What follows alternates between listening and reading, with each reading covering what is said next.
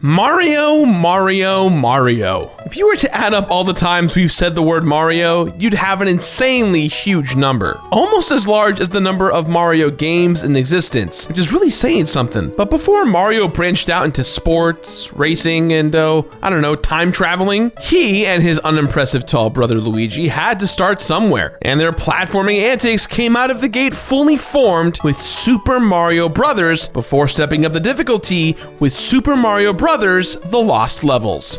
Hey everyone, and welcome back to an all-new episode of the Completionist New Game Plus, where I recomplete the original 120 games that I ever featured on my channel. If you'd like to be a part of that experience and see it happen live, you can follow me at twitch.tv/thecompletionist. I stream several times a week, so come on by, join the conversation. It's going to be a good time. This month, it's time for video games at the movies, and I know that everyone loves to be reminded of how bad the Super Mario Bros. Movie was. Well, that movie, doesn't hold up. The original Mario game that it is based on does hold up very, very well.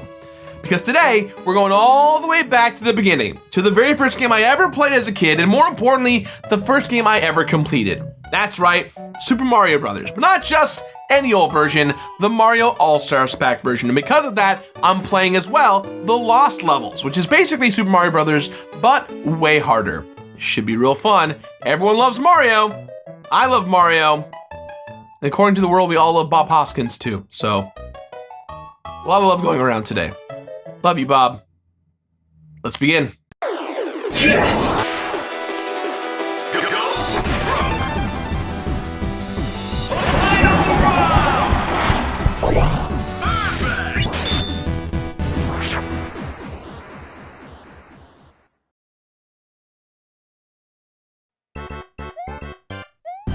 Because Super Mario Bros. Not only defined the beginning of my relationship with video games, but it basically set a template for the whole industry. Because my experience with playing and loving this game isn't remotely unique. In fact, so much of what we all know and love about video games can be traced back to right here. So obviously there's going to be a sequel. But after Super Mario Bros. 2 was released in Japan, Nintendo decided it was too difficult for us American gamers. So they gave us a Mario-fied version of a game called Doki Doki Panic, slapped the Super Mario Bros. 2 on it instead, and called it a day. Now, as a YouTube whole, I'm sure all of you are very, very tired of hearing about this game called Doki Doki Panic and how it was actually relabeled to Mario 2 and how Lost Levels is not the same as what we got here in the States. It's definitely become a meme amongst the popular gaming community. But at the end of the day, that doesn't change the fact that both the Lost Levels and this Doki Doki Panic-esque Mario 2 are fantastic games in their own ways. And while Super Mario Bros. 2 is also actually a very fun game, even as a kid, I knew it didn't have the distinct Mario feeling that I was looking for. The real sequel wouldn't be seen in North America until the Super Mario All-Stars Pack compilation in 1993, where it was now called The Lost Levels. And while I still think it's kind of a dick move to say this game is too hard for Americans and it's shitty for American gamer brains, I have to admit that The Lost Levels is way harder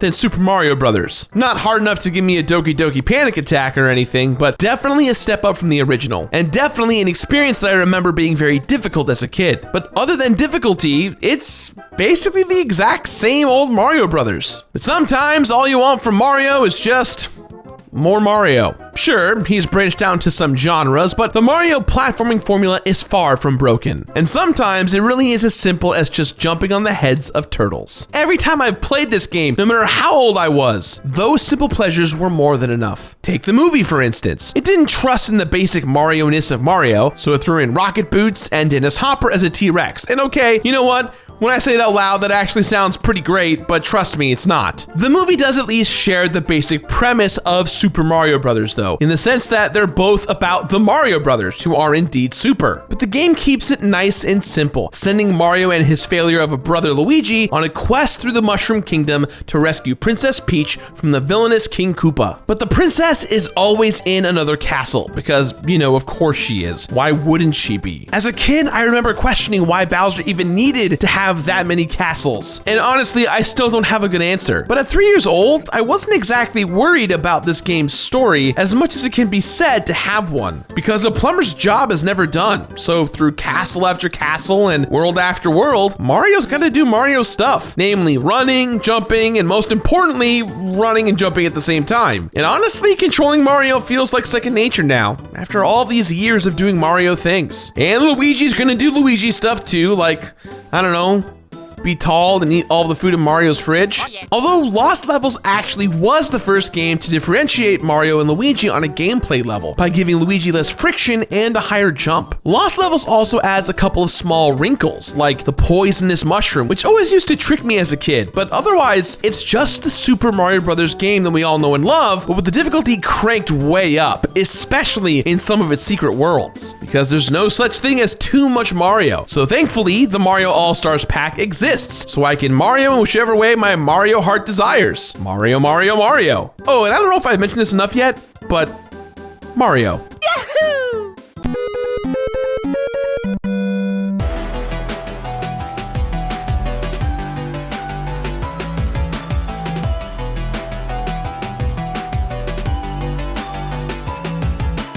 This show is about my life before YouTube.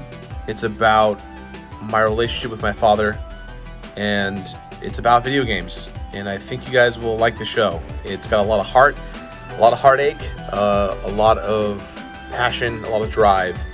And I hope that you guys will come and see it. This is the last tour that I'm doing in the United States. So there is no, I'll see you next time. There is no, I'll catch it when I catch it. This is like the final leg of the tour. Links are in the description box down below. I promise you'll have a good time, and I hope to see you there.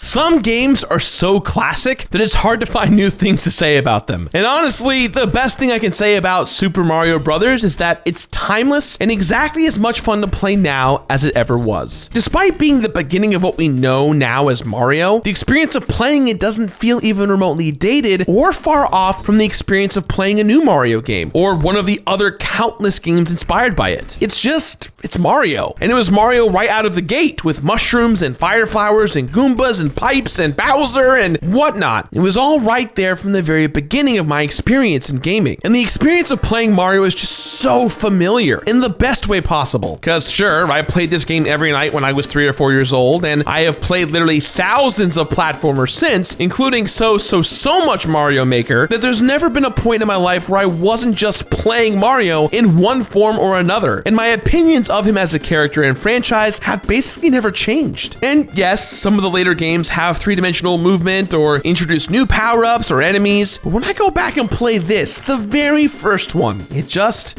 still feels like playing Mario. The core experience is the same, and it's easy to see why this game reshaped my young, small brain and changed an entire industry. Super Mario Bros. Exists outside of time. It sees and knows all. It was released with the NES, which means basically everyone alive played it, and then it lived on in the All-Stars pack on the SNES and the Nintendo Wii. There's never been a time in which it wasn't easy to pick this game up and start playing. And you know, as much as I keep talking about how nothing's changed with this game, the version on the All-Stars pack looks fantastic. The little art tweaks and added details were just so cool this time around and help sharpen a classic gaming experience. I honestly could probably beat Super Mario Bros. In my sleep these days, and that's including the harder mode that unlocks once you've beaten it. And yes, there are some more obstacles and enemies, and it was much harder for me as a kid, but it's nothing like the difficulty jump between this game and the next one, which is why I was honestly way more excited to revisit the Lost Levels, which I didn't play nearly as consistently as a kid. But I had a great time with this game the last time around I played it for the show, and it still carries that nostalgic warmth because it looks so much like the original, but way harder. I mentioned it's way harder, right? Although there are warp pipes that you can use to sneakily jump ahead to the later worlds, in which I've definitely used before, for the purpose of completion, I'm not going to be doing that this time around. But when it comes to the Lost Levels, there are also trick warp pipes that take you backwards in the game, in which is mean, but Also pretty funny. Now I'm gonna play through all 13 worlds though, because you know I have to check every single castle for spare princesses just to be on the safe side. Plus, more Mario is always a good thing, and that also seems to be the ethos behind this game. While the American Mario 2, Doki Doki Panic, is neat and fun for how different it is, Lost Levels definitely makes more sense as a sequel. It plays the hits, not deviating from what you'd expect from a Mario game, but adds a couple of small wrinkles and tests to show Mario's skill way more. Plus, it's got more little secrets and hidden areas than the first game, and you know I'm always into that. Speaking today, I know where all of those secrets are now, so there's not really that feeling of discovery, but still. And going straight from the first game into this one, I did frequently get tricked by some of those changes, like the poisonous mushrooms, just like the old times. I'd just see a mushroom and I want to chase it, you know? I can't help myself. And luckily with the art design, they made these mushrooms stand out a lot more than in the original. In the original, they almost look the exact same as the normal mushroom. Lost Levels gives a little bit more allure, like these are the harder, more super secret levels that you're not supposed to know about. Like they've been lost to time. And I'm still susceptible to those kinds of marketing tricks. You tell me that some levels got lost and suddenly I need to play them. It's true that Nintendo at the time couldn't have predicted the growth of this franchise, or the way that people like, I don't know, me, for instance, would end up pushing their Mario skills to the very limit. So while I'm still slightly offended that Nintendo thought this game would be difficult for American players, I'm also glad it exists because it validates my approach to Mario. Folks have been pushing that tiny little plumber to his limits since I was just a little baby. That makes me so happy. But you know what else makes me happy? Mario.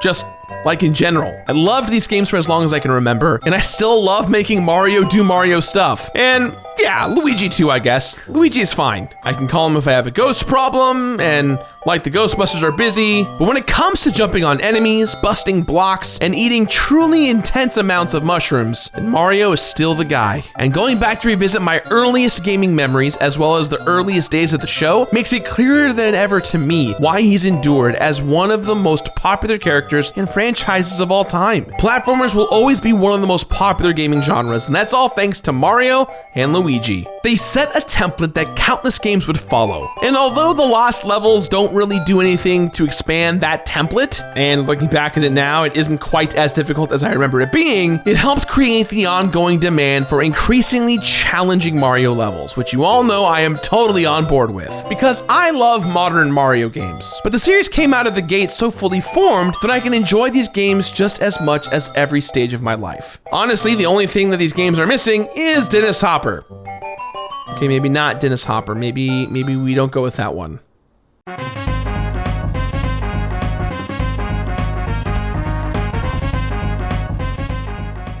Okay, expecting any kind of completion bonus from games this old can sometimes be an exercise in disappointment. But these games hit you with the best kind of completion bonus, which is simply just more game. Beating Super Mario Bros. Gets you the hard mode, and beating all the stages in Lost Levels gets you 4 additional worlds. And these secret worlds are all pretty fun and hard, so it feels good to finally hear that the princess is in the right castle. I have played so much Mario throughout my life that jumping all the way back to the beginning and playing the very first Mario games felt natural, like I've been doing it my whole life because, you know, I literally have. While I recompleted both Super Mario Bros. And the Lost Levels, there were 19 deaths, most of which happened in the Lost Levels. I'm better at Mario now than when I was as a kid, and even better than I was a few years ago, so most of these deaths were a result of getting careless and trying to just blast my way through the game as fast as possible, since I had to play it so many times. A total of 21 worlds completed across both games, but just like last time, a lot of them had to be done multiple times in order to unlock hard mode in the first game and the secret worlds in the Lost Levels. 8 hours of total playtime, which somehow feels both very long and very short. As a kid, it definitely seemed that these games were much longer. And a lifetime of Mario-related memories that all started right here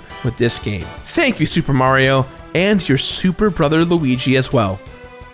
It's hard to talk about Super Mario Bros. And the Lost Levels, right? Because everyone online has an opinion about them. This is the beginning of gaming for a lot of people, especially me. At the end of the day, everyone's gonna say all the same things about Mario, and it's hard to make a video about that. So I guess all I can really say is that Super Mario Bros. And the Lost Levels are some of the most important games to so many people out there. They end up becoming what the meme of this video has been, which is Mario is the most Mario of Marios. So, with that in mind, guys, I still give these two games my completionist rating of completed. Completed! That's all the time for today, guys, so please, as always, let me know what you thought about today's episode somewhere on the internet.